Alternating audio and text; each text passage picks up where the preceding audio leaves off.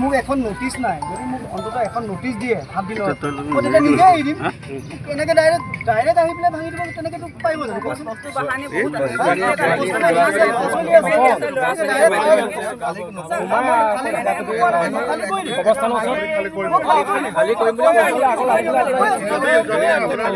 মই বিচাৰিছোঁ মোক এসপ্তাহ টাইম এটা দিয়ক এসপ্তাহ আৰু এটা কথা নহয় তিনিখন নোটিছ দিয়াৰ কথা কৈছে কিন্তু তেওঁলোকে মোক এটা নোটিছ দিয়া নাই যেতিয়া নোটিছ দিলে তাৰপিছত মই এপ্লাই কৰিলোঁ এপ্লাই কৰাৰ পিছত মোক দেখোন লিজতে দি দিলে তেওঁলোকে কৈছে তিনিখন নোটিছ নাই দিয়া পৱন বৰদলৈৰ দিনত 2018 চনত দিছে লিজত দিছে মই পইচাও দি আছোঁ এতিয়া মোক এইটো চাওক এইটো 10 বছৰৰ কাৰণে দিছে কিমান বছৰ মই এতিয়া 18 চনৰ পৰা 28 চনতহে হ'ব মোৰ 10 বছৰটো মোৰতো লিজ এগ্ৰিমেণ্টটো কেঞ্চেলো কৰিব লাগিব তেওঁলোকে এতিয়া বৰ্ডত পৌৰসভাত মিটিং হৈ আছে তেওঁলোকক মই সুধিলোঁ মিটিংটো কি বোলে নহয় অকল তোমাৰ নহয় বৰ্ডৰ মিটিঙত আপোনালোকে সুধিব পাৰে যিমান এনেকৈ মাতি আছে আমি চবকে নটিছ দিম লিজ কেঞ্চেল কৰিম মই ভাল পাইছিলোঁ মই বোলো ঠিক আছে চবেই যদি কৈছে মোৰ সহযোগ কৰিম আৰু মই আগতো কৈছোঁ টিভিত মই সহযোগ কৰিম বুলিয়ে কৈছোঁ মই লিগেলি আছোঁ মই চব দখল কৰি থকাইলে মোৰ ওচৰত একো কাগজ নাথাকিলে হয় কিন্তু মই লিগেলি আছোঁ মই পইচা দি আছোঁ সম্পূৰ্ণ পইচা দি আছোঁ গতিকে মই কেনেকৈ ইলিগেল মই ইয়েৰলি দিওঁ মই এতিয়া চাব লাগিব মই 20 কিমান থাউজেণ্ড দিওঁ এইটো ক'ত মিউনিচিপালিটি বৰ্ডত দিয়া হয় তেওঁলোকে তাৰপিছত এতিয়া পইচাটো কিমান বছৰ 10 বছৰ এতিয়া তেওঁলোকে পইচাটো লোৱা নাই কেলে কেছ চলি থাকিলে বোলে পইচা ল'ব নোৱাৰে মোক তেনেকৈ ক'লে 3খন কেছ হয় এতিয়ালৈকে 2খন মই জিকিলোঁ এখন 3 নম্বৰ কেছ আকৌ দিলে 2024ত আৰু মোলৈ এইটো চাওক মোলৈ নটিছ আহিব মই 5 নম্বৰ হেৰি হয় মোলৈ নটিছ এতিয়ালৈকে অহাই নাই ছাৰ্ভ কৰিলে ইয়াত অহা নাই আহিলে মই এডভকেট ধৰিব লাগিব মিউনিচিপালিটিৰ 19জন ৱাৰ্ড কমিছনাৰ সহযোগিতা কৰি পেলাই তেওঁলোকে এটা লিজত দিছিলে সেইটো কিয় দিলে এতিয়া আমাৰ সেইটো ফেক নেকি সেইটো লিজত দিয়াটো তেখেতৰ এগ্ৰিমেণ্ট এটাও নাই কিন্তু মোৰ কাগজ আছে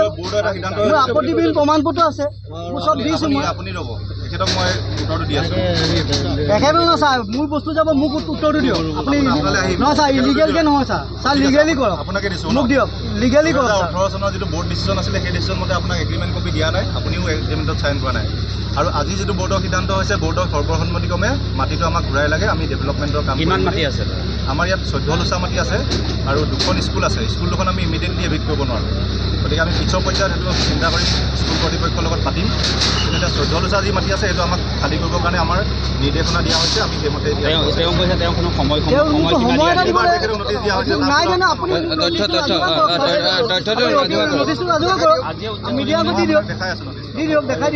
ৰিচিপ্ট থাকিব নহয় ৰিচিপ্ট কৰা থাকিব নহয়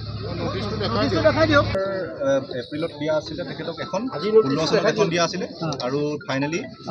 কিন্তু 20 চনৰ এপ্ৰিলৰ পিছত মোক আপত্তিবিহীন প্ৰমাণ পত্ৰ দিছে ইয়াত সেইখন ফলছ হয় কেনেকৈ ফলছ হয় ছাৰ মই আপোনাক এতিয়া ক'ব নোৱাৰোঁ এইটো অফিচত আমি ৰেকৰ্ড এইটো পাইছোঁ ফলছ হয় ফলছ হয় হয় ছাৰ ফলছ হ'লে মোক কেনেকৈ দিলে তেতিয়াহ'লে দিছে আপোনাৰ তাত টেম্পাৰিং কৰিছে বগা মাৰি থোৱা আছে এখন কোনত যিখন নটিছ দিয়া আছে আৰু তাত লিখাই আছে যদিও দিছে যে বিনা চৰ্তে আমি সেই মাটিটো যেতিয়া দৰকাৰ আমি সিহঁতে বিনা চৰ্তে দিম বুলিয়ে কৈছে কিন্তু এনেকা বিনা চৰ্তে দিম বুলি কৈছে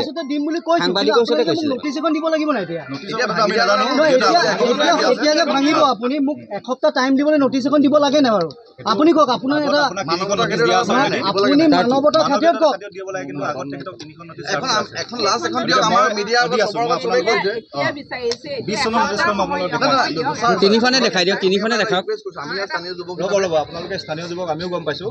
আমি আগতে তেখেতক নটিছ আইনমতে আমি আইন বিৰুদ্ধ কাম কৰা নাই তেখেতক আগত নটিছ দিয়া আছে মই নটিছ দেখুৱাই দিছোঁ তাৰপিছত মই আপোনাক ছাৰ নটিছ দিয়াৰ পিছত মোৰ হোল্ডিং টেক্স কেনেকৈ লৈ আছে ছাৰ হোল্ডিং টেক্সটো বেলেগ বস্তু কি বস্তু ছাৰ আপুনি মিউনিচিপালিটি আইনখন যদি জানে হয় হোল্ডিং টেক্সটো হ'ল আপুনি ভাড়াঘৰত থকা মানুহ এজনেও হোল্ডিং টেক্স দিব পাৰে তাৰ মানে প্ৰপাৰ্টি ওনাৰ নুবুজায় আজিৰ ডেটত ছাৰ আজিৰ ডেটত তাৰমানে সিংঘল চলিয়াই মোৰ লগত লাগিলে কাৰণে আপোনালোকৰ এইটো ব্যক্তিগত মানে সিংঘল চলিয়াৰ ছাপোৰ্টত